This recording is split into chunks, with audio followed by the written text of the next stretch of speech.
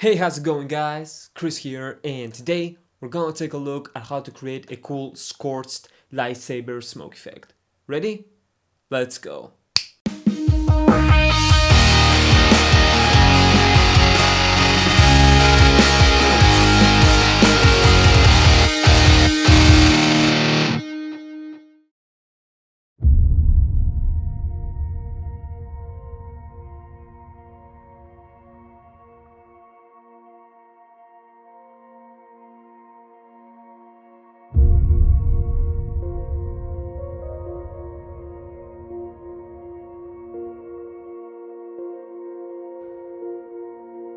Now that was awesome. Okay guys, a quick note before we get started, make sure to check out the Creative Store, but specifically for the Star Wars inspired product packs. There are a couple, but they're essential if you want to bring that awesome idea that you have to life. My personal recommendation would be the Star Wars Complete Film Kit because you cannot beat the value of that pack, and it has everything that you guys have seen across the channel, like the Star Wars VFX Academy series Vol 1 and 2, and of course every asset that went into creating the Duel of the Force Star Wars short that was released this summer, and even more. If you guys cannot get that one, my second recommendation would be the Star Wars Essentials Kit, and like the name suggests, it has bits and pieces from every product, and basically it comes all together so you guys can get started.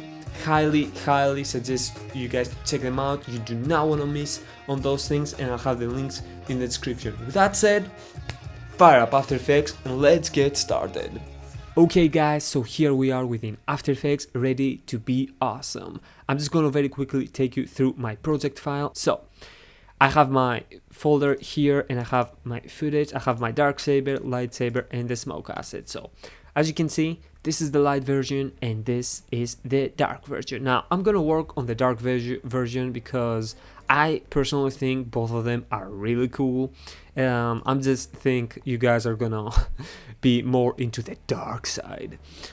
So this is the final look. So let's take it step by step and see how it sounds. So I'm gonna double click on my dark version composition, and this is gonna open my VFX comp basically. So I'm gonna isolate my raw footage, which basically what it is, it's my raw clip that I recorded with my camera.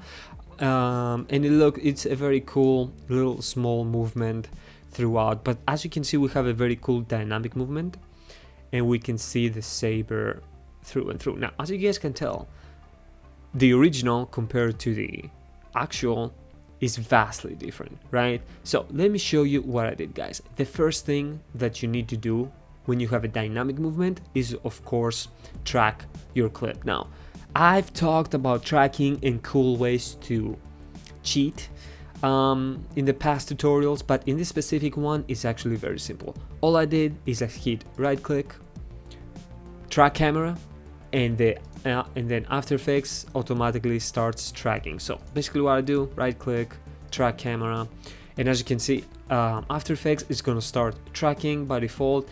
And if you wanna basically have a better track, you can click the Advanced tab and select Detailed Analysis. This is gonna give you the best result. Now sometimes the 3D tracking works and sometimes it doesn't, but in this case, because we have a relatively simple move, but you can see the depth of field is amazing, right? I saw it, I think, in f1.4. So After Effects actually does not have many track points to track, but it has this plane where the focus is and where the saber is. And since we're going to apply a VFX asset on the saber, and the saber is the actual in focus part, After Effects is going to work.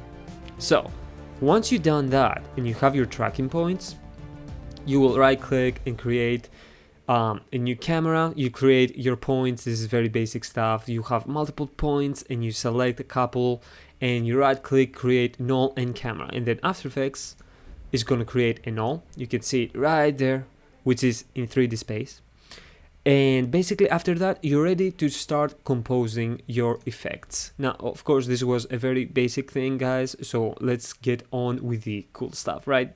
So I have my smoke asset right here, so I'm gonna isolate it for a second just to show you what that looks like. Now, as you can see, we have something really cool happening. We have the smoke layer, which is, of course, if I just remove everything, this guy, it looks, you know, just gray, but I have some colorization effects, which are very easy to do. Basically, I boosted the alpha channel, as you can see, so the smoke is has more volume. Then I applied a tint effect to make the whites turn to red, and then another curves adjustment, just a tiny bit to make it even more popping.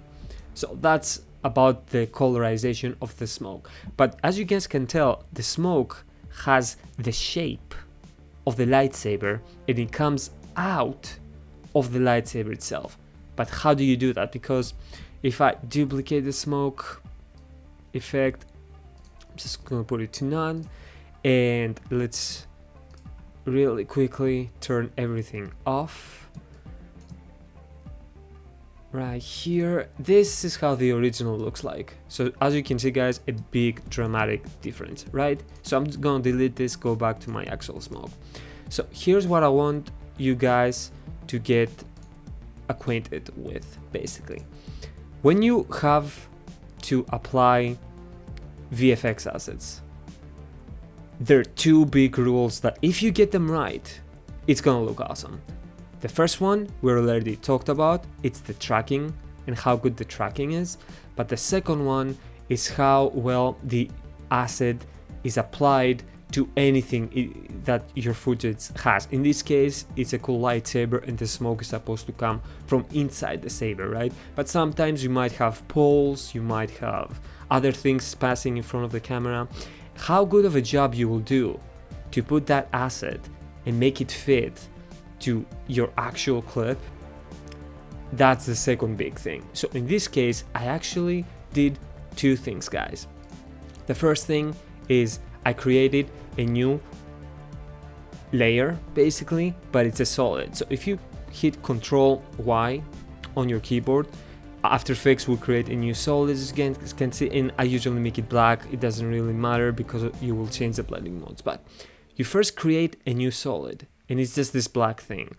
But then by selecting the masking tool and creating specific masks, you start shaping that layer, right? And as you can see here, guys, I have the two masks, one on the top and one in the bottom. And if I open up the layer, you can see these masks are just that black solid, and within those masks the black comes through. But I don't care about the black, because what I want After Effects to do is I want to tell After Effects, hey, show the smoke asset everywhere except the black parts of the layer above it. Do you see, guys? Which is pretty cool. And the way you do that is you put the black solid on top of your VFX, let's say an explosion, and then the layer of your explosion, the actual VFX asset, you hit the blending mode and you change it to alpha invert. So basically you tell it wherever there is no black in the layer above, you can show the asset. And at the end, this is what you have, which is pretty awesome. Now, many of you guys have probably seen this technique before, but I want to let you guys in a little secret. It doesn't matter if you do a good masking, basically, then you need to play with the feather amount, because as you can see, the mask 2 has a big feather value and the mask 1 has a very low feather value, because the mask 2 is the one responsible for making sure that the smoke does not pass through that section. But that's not done yet. Then you can apply masks to the actual asset, as I have done here, guys. You see, there are these two masks, and the reason that I did that, if I isolate and hit M to bring up the mask properties, if I delete the mask, look what happens. The smoke is too much, right? Like some that are just beginning, they're not gonna think, oh, I should also put another mask and feather that mask to make the smoke fit more in the scene. But because smoke is supposed to be losing volume as it goes up and up, by introducing the mask and feathering it again, playing with the feather value, we make the asset fit the scene a lot more. So when I de-isolate this, guys, you can see how it looks. Now, I did not stop there for obvious reasons. So this is what I have, which is an awesome start. Like, let's say this is dark saber, so it had a red saber blade, right? The smoke should be red maybe, but not completely red, right? So what I did then is I duplicated my smoke and the layer that I'm using to mask out the parts that I don't want the smoke to be, and then I made that smoke black. You can see it right here. And by doing this, we actually now have a very cool gradual smoke colorization, right? It goes from crimson red, and as it goes up and up, it becomes black, which I think is pretty cool. Again, nothing groundbreaking, but cool things to keep in mind and start thinking things in a different way, more advanced, let's say. But it's all about composition, right? So once I did those things, and again, very basic things, track your clip, implement your assets with layers, so you can have like whatever is in front, whatever is back, and then actually play with those layers to make them look good, depending on your clip, right? But this is now the basis of this effect, but we're not done yet. Whenever you have something that generates heat, it might not be completely realistic to real life, but when it comes to movies, it really helps when you have heat waves, right? So this is where the next effect comes in. What I do once I'm done with my basic composition of VFX assets, I'm gonna create a new adjustment layer. You can either go layer, new adjustment layer, or you can hit Control Alt Y, right? Layer, new adjustment layer. Yeah, Control Alt Y. And I like to name my things, so when I hit right click, rename, and I call this layer heat. Now what I did here is very easy. Again, I have the amazing plugin from Video Copilot called Heat Distortion. Unfortunately, it's not free, but it's a must-have if you're serious about effects. And this, again, it's the extra step, right? Doing the extra things. But when you do little things here and little things there, when all of those things come together, it creates an awesome final result, right? So I'm gonna open the heat effect. Now, I want to talk to you guys. The thing that I want to do with my tutorials is actually show you the real composition that I used, not just rush through trying to replicate the thing and missing all the details. But more than that, I want to show you guys why I did the choices that I did. What was the thinking behind it, right? So I have my heat layer, but as you can see, guys, the only thing that it affects is this section. Now, when I made the new adjustment layer, I created another mask, as you can see right here, and you can see actually two masks. Now, this looks super complicated to the average person, but when I explained it, hopefully you guys are gonna get why these things are. So the first mask is the primary section to where that heat effect is taking place.